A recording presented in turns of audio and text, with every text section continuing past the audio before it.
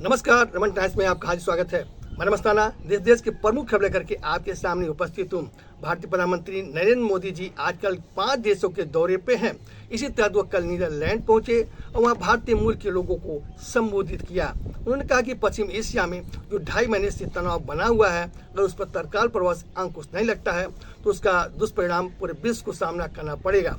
उन्होंने कहा कि अगर ऐसा अंकुश नहीं लगेगा तो पिछले 10 साल का विकास शून्य हो जाएगा, उस पर पानी फिर जाएगा और अमीर व्यक्ति गरीब बन जाएंगे, कई संकट उत्पन्न हो जाएंगे।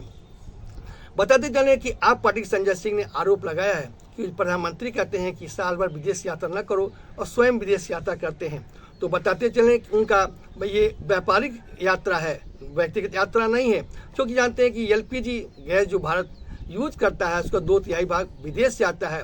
वो 2/3 भाग का 40% यूएई से होता है और नॉर्वे में भी एलपीजी पर्याप्त मात्रा में है, उसे नए समझौता के तहत गए हुए हैं। नीदरलैंड में सेमीकंडक्टर का उत्पादन होता है, वहाँ से वो टेक्नोलॉजी लेकर भारत आएंगे ताकि भारत समृद्ध हो सके, किसी पर डिपेंड न रह सके। वहीं बात करते हैं अमेरिका की। अमेरिका के राष्ट्रपति डोनाल्ड ट्रंप 3 दिन की यात्रा पे चीन पहुंचे थे।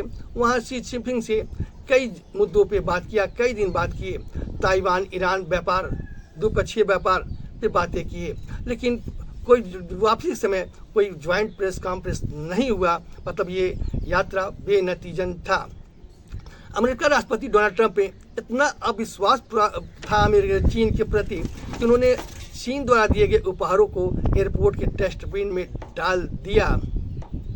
बदलती परिस्थिति में अब रूस भी चीन की यात्रा कर सकता है। अब बात करते हैं उत्तर प्रदेश के। उत्तर प्रदेश के मुख्यमंत्री योगी आदित्यनाथ ने कल गोरखपुर में अंतर्राष्ट्रीय क्रिकेट स्टेडियम का उद्घाटन किया। ये उत्तर प्रदेश का चौथा स्टेडियम बनने जा रहा है, जिसकी क्षमता 30,000 दर्शकों की होगी। इसका लागत 2,93 करोड़ रुपया माना गया है। ये गोरखपुर स्टेशन से 20 किलोमीटर दूर और एयरपोर्ट से 30 किलोमीटर दूर है।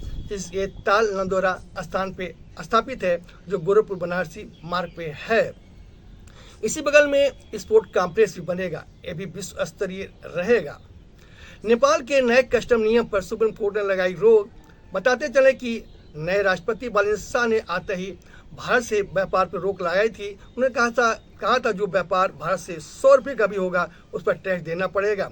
इस पर जरूरी खाद्य पदार्थ चीज़ें भी शामिल थी, जिससे दोनों देश के बीच में थोड़ा सा गर्माहट महसूस हुई थी और नेपाली लोगों को बहुत असुविधा हो रही थी। इसका रोक तत्काल प्रभाव से लागू हुआ। आजम खान ने 2019 में पहली बार लोकसभा चुनाव लड़ रहे थे। उस समय उनकी आचार संहिता पे उन पर मामला दर्ज हुआ था। इसके खिलाफ वो कहते थे, जनता को संबोधित करते हुए कहा कि कलेक्टर से डरने की जरूरत नहीं है, ये तनखैया है, इनसे जूती हम साफ कराएंगे। इसको कोर्ट ने संज्ञान में लिया और इसे अपराध मानते हुए इन्हें 2 साल की सजा दी है।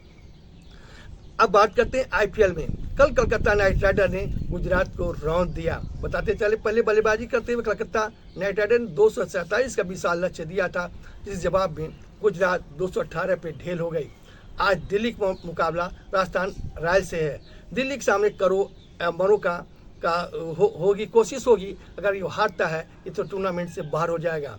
आज का समाचार यहीं समाप्त हुआ। कल फिर मुलाकात होगी, तब तक मुझे इजाज़त दीजिए। आपका दिन शुभ हो।